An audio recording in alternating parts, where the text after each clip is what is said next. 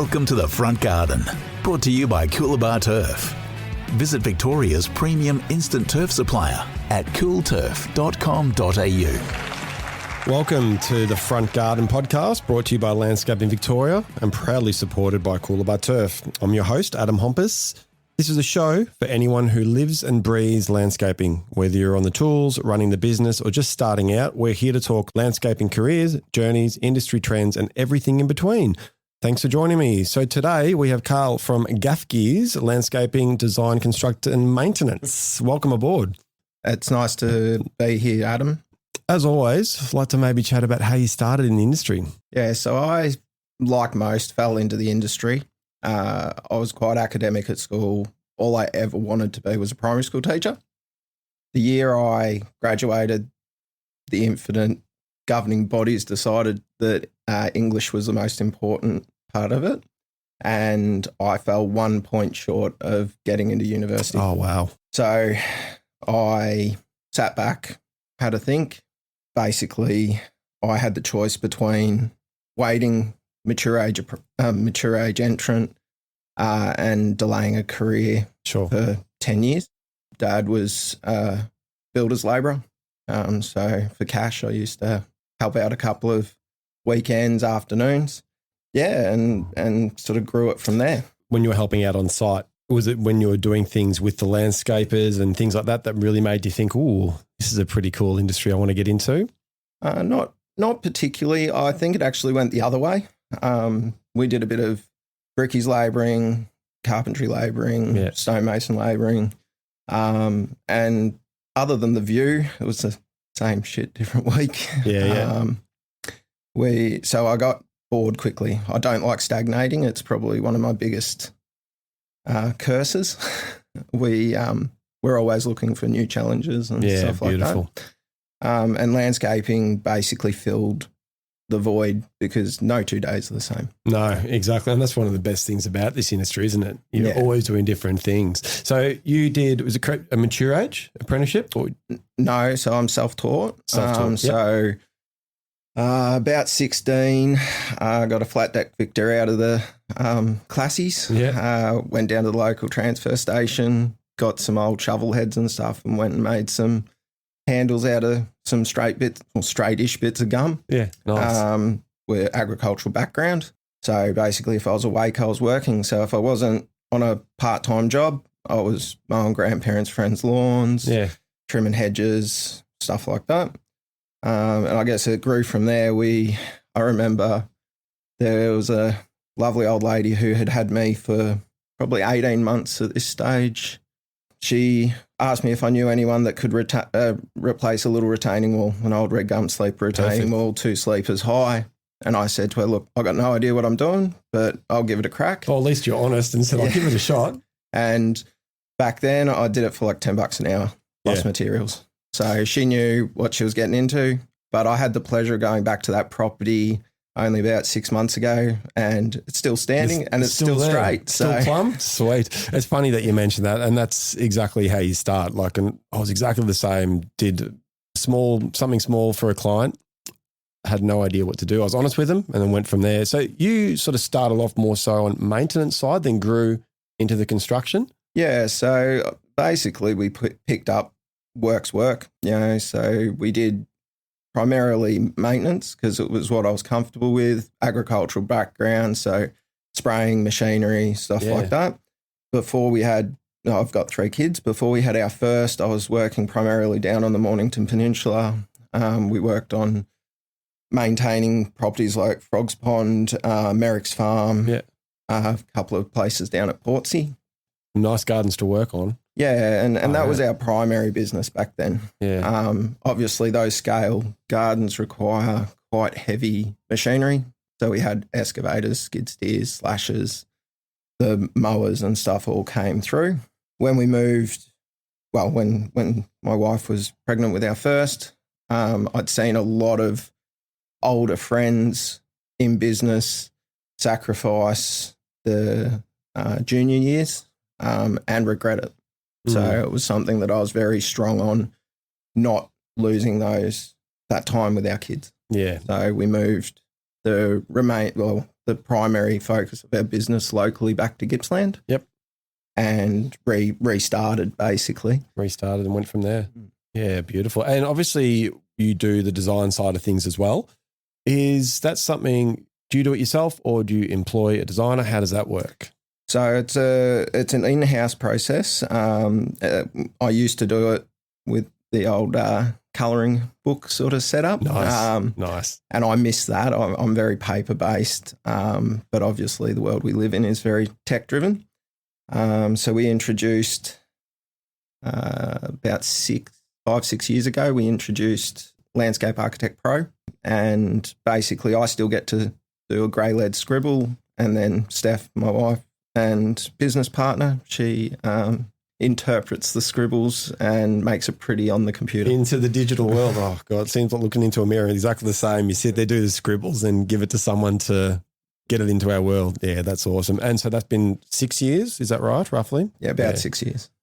How do you find in-house design team translating that into the construction? So obviously, if you get a design from someone else, do you find it works a lot better keeping it in-house? So then you can sort of manipulate things you need, changes can be done a bit quicker? Yeah, so with our designs, we actually call them concepts. So we limit the depth that the customer sees for simplicity, and also for our construction teams to have a little bit of artistic license. Most of the larger projects I'm personally still project managing, so I get that in-depth feel. I still maintain the customer contact, but it gives us that license that if we go to a grower and they have a particular plant that's really popping off, we can actually introduce it without every single layer being listed and named and size of pot and stuff like that. That's really cool. So as you said, with the concept, and then your team can actually have that, they're able to interpret and then maybe adapt things the way that they think what should happen. Is that right? Because I've never heard that before. That's awesome if you're giving them that artistic freedom a bit. Yeah, so I'm very blessed with my team. I'm very aware of my limitations as well in the industry. So I've worked very hard to surround myself with people bigger and better than myself. Yeah. My 2IC, for example, he is an amazing individual. He doesn't give himself enough credit, but he's a heritage stonemason, trained in Tassie.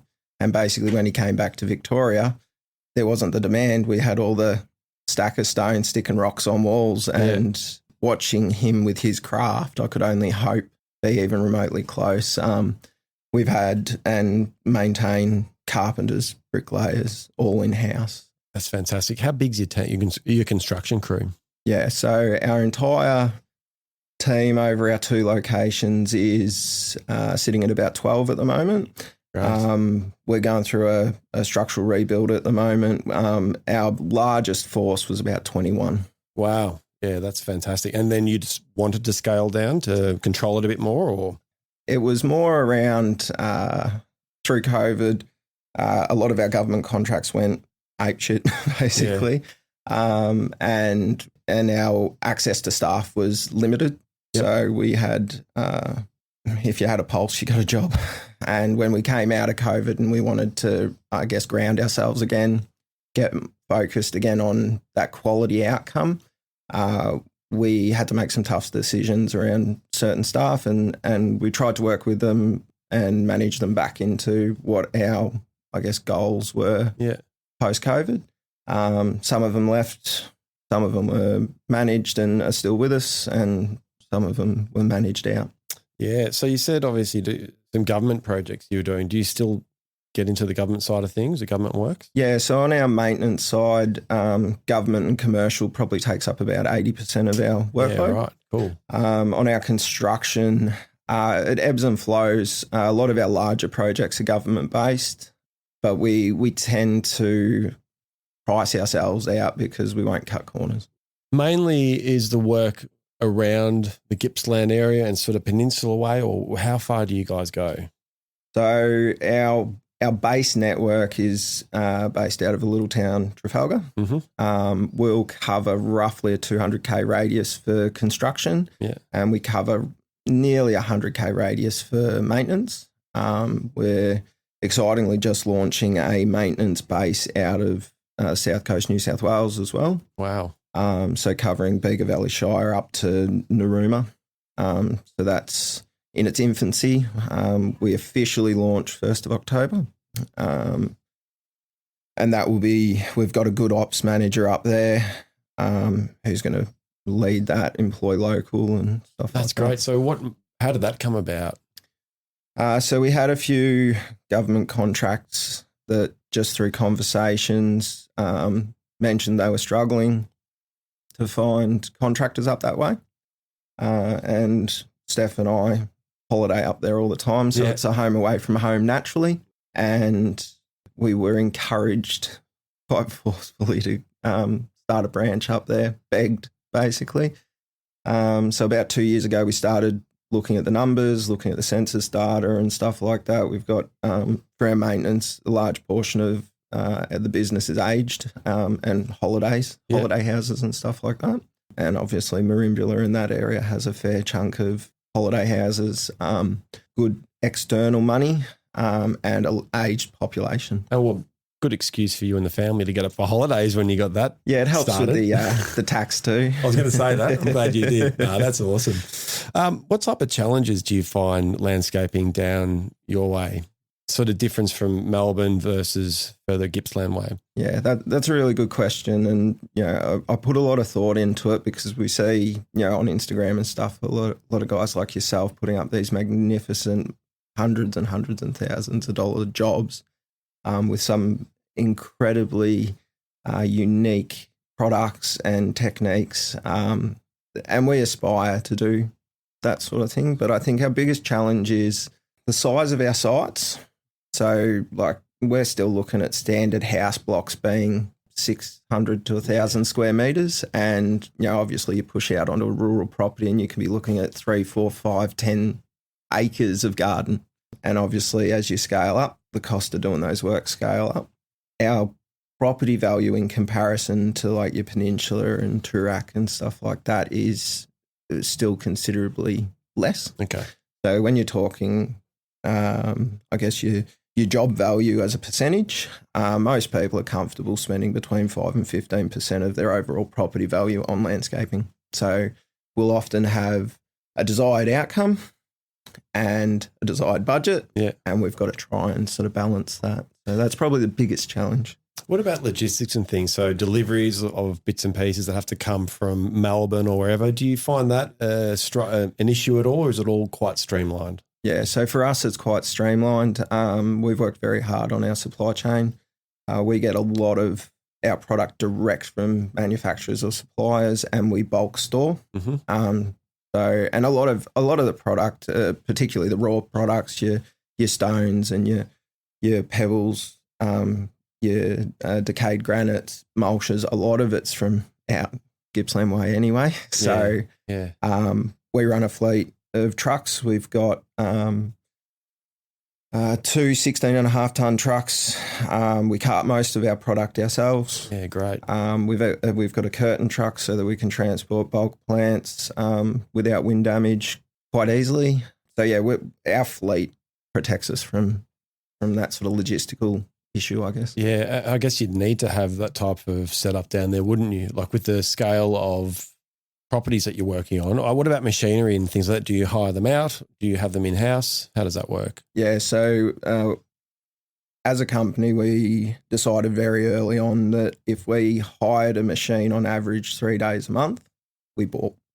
So we currently hold 6 excavators of varying sizes and tree works, earthworks, other earthworks equipment. Yep, there's some times where it sits in the shed for the month and you're like, oh, what have I got that for? And then the next month you send it out for 10 days and constantly you make bang. It. And I think one of the good things about you guys being down that way is I'm assuming you've got the space to keep all these machinery.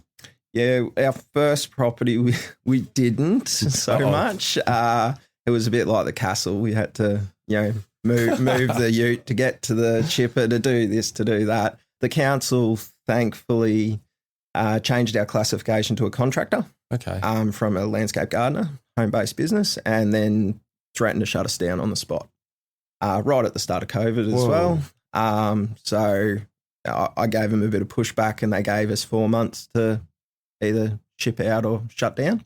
And we started looking. We were lucky enough we owned that property outright for 2 weeks when they started sniffing around. Oh, so they came in and said, because of the amount of things you have there, you guys aren't just that you're contractors, so you got to push out into industrial areas or whatever. Is that how it works? Yeah. So basically, when I bought my first home, it was right on the outskirts of town. Yeah.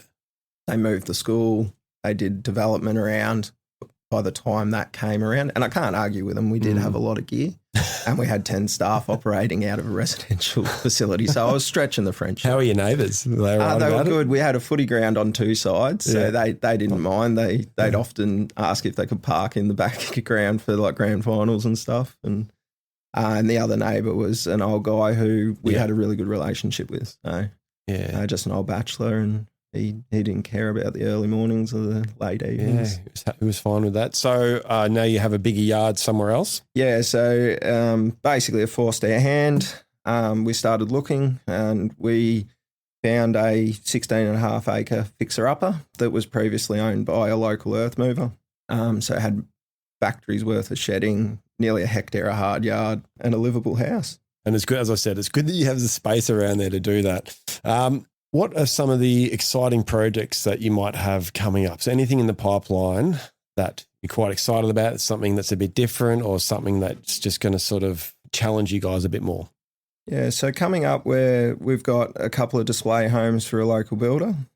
That's probably the largest project we've got coming up. A lot of my focus at the moment is moving and getting traction up in New South Wales. And it's been bittersweet this year. We had a beautiful amount of work for winter, but we've had better than average conditions. So we smashed through it fairly quickly. So our workload at the moment is relatively light. We just prepped a garden for Gardivalia, which is a festival that runs for about a month out our way, open garden schemes and stuff like that. And basically at the moment we're prepping for our spring rush. That's really, really good. So the Gardivalia, is that something that happens every year? Yeah, so every year it happens. It used to be launched by the Garden Show at Lardner Park, which is the second largest show to MIFGS by a long way, but we used to be heavily involved in that.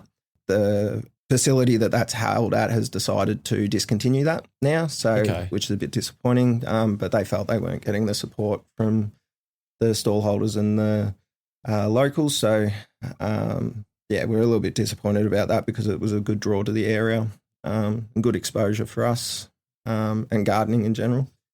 Is MIFGS something you guys would perhaps look at dipping your toe in? Yeah, so it is. I like being comfortable, but I keep getting told that going outside of the comfort zone is the thing to do. That's how you grow. So I've got a wonderful mentor who has asked to stay nameless, who is very heavily involved in MIFGS.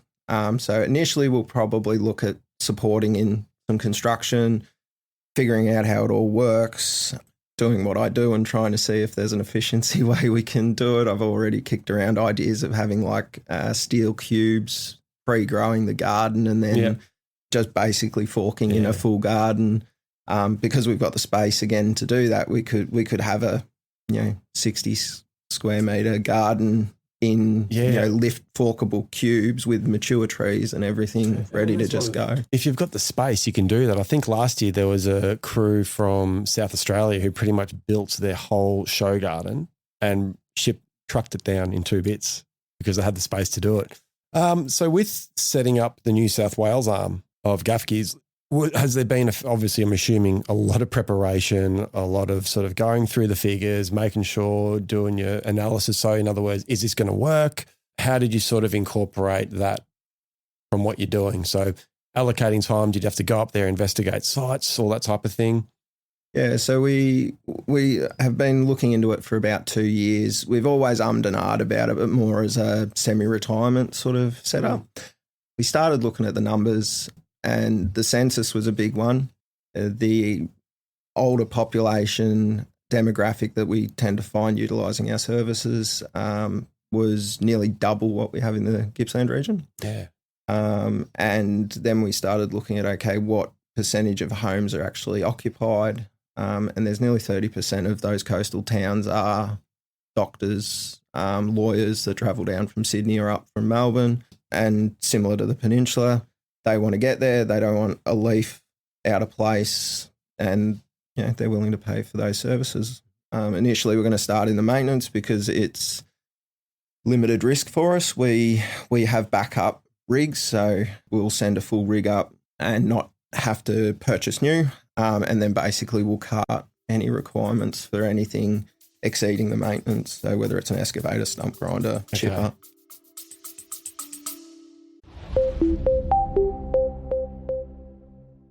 Coolabah Turf is an award-winning grower of premium, drought-tolerant, self-repairing instant turf for Victorian residential, council and commercial landscape customers. Create the perfect backyard with your next project. The kind where barefoot kids chase balls and dreams, where family pets run wild and free, and where summer barbecues with friends and neighbours turn into memories that last a lifetime. Get in touch with the friendly crew at Coolabah Turf today. Call 1800 055 515 or visit coolturf.com.au.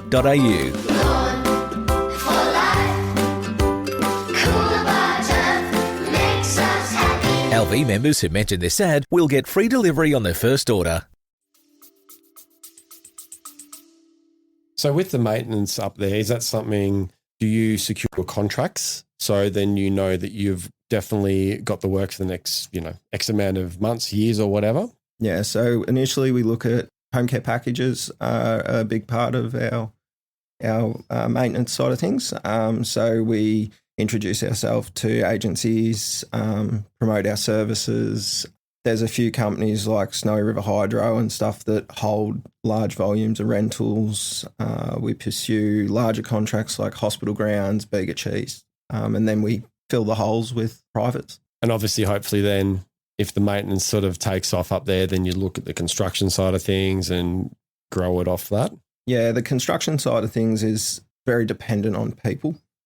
So like yourself, I can't be in two places at once, and there's about 500 Ks. We can try, but it doesn't work, does it? Yeah, and so initially it'd be probably shipping my team up. So if we had a lull in work in Gippsland and we had a major project up there, we'd pack up all the gear, the trucks, the materials, ship up, do the job, come home, and eventually hopefully find someone in the area that is as passionate as myself and my 2IC, and then he could feed and filter off us. Wow, that's great. What a great, as you said, you don't like sitting still and you're happy to sort of keep moving forward and try new things. So what a great way to do it. So being a new member of Landscape Victoria, what was one of the things that you've learned out of it so far? So you've been to some industry nights, events, landscape show, things like that?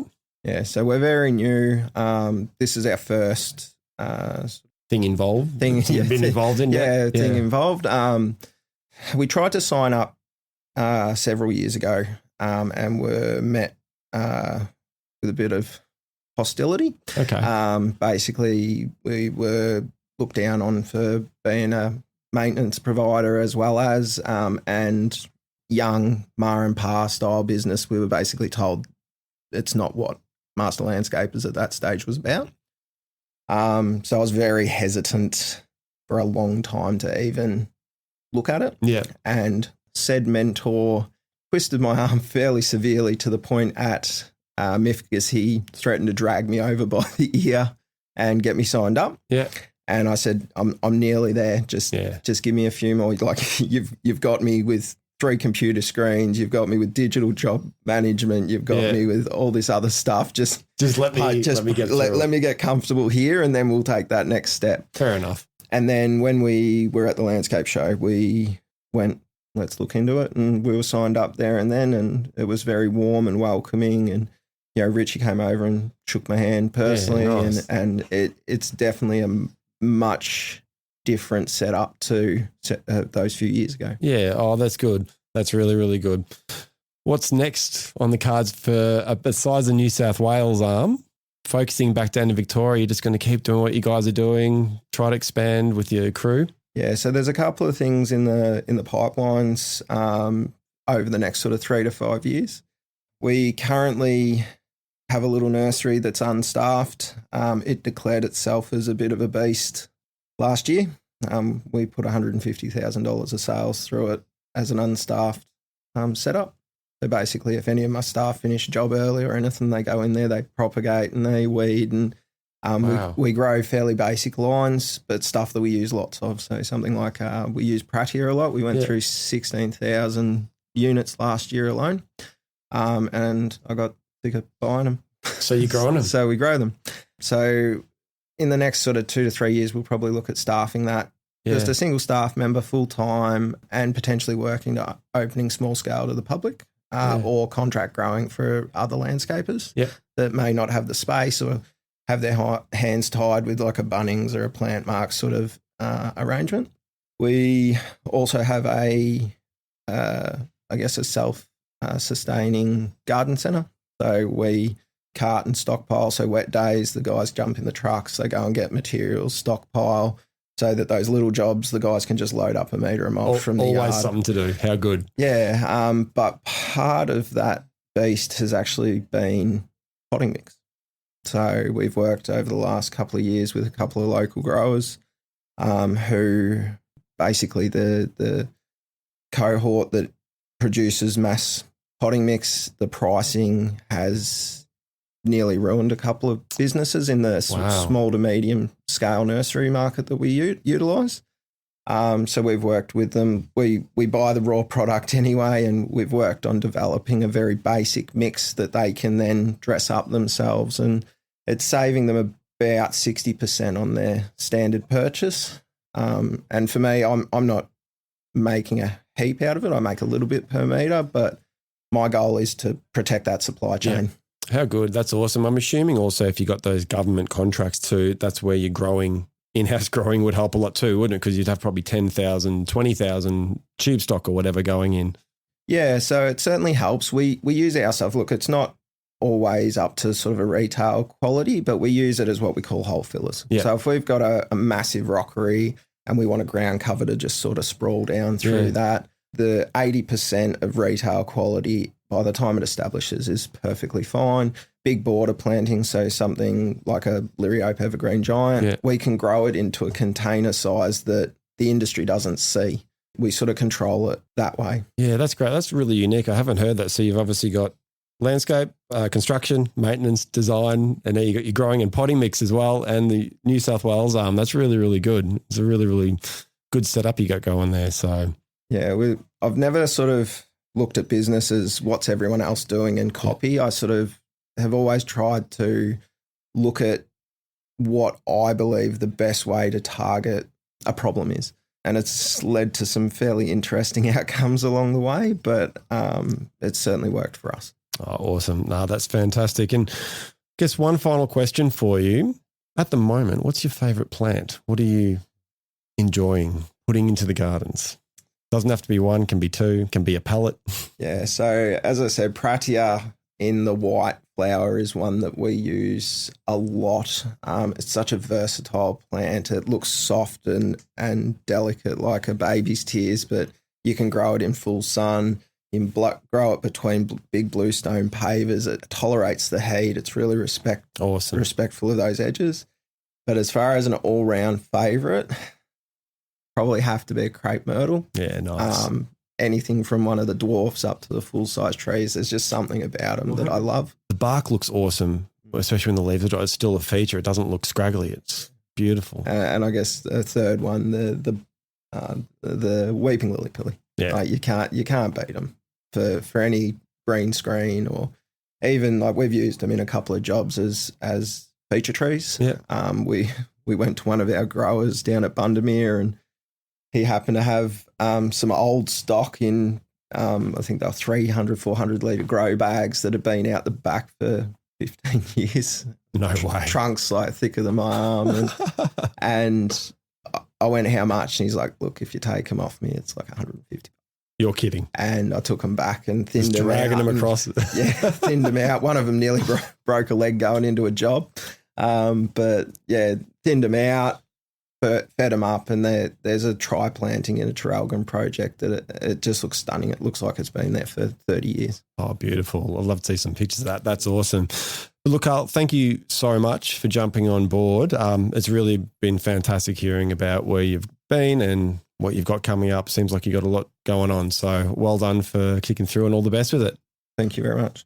So that's a wrap for this episode of The Front Garden, brought to you by Landscape Victoria and backed by Coolabah Turf, proud supporters of the landscaping industry. Don't forget to follow the podcast on your favourite platform so you never miss an episode. And if you enjoyed today's chat, share it with your crew, your mates, or on socials. Let's keep growing this community together. I'm Adam Hompas. Thanks for listening. I'll catch you next time on The Front Garden.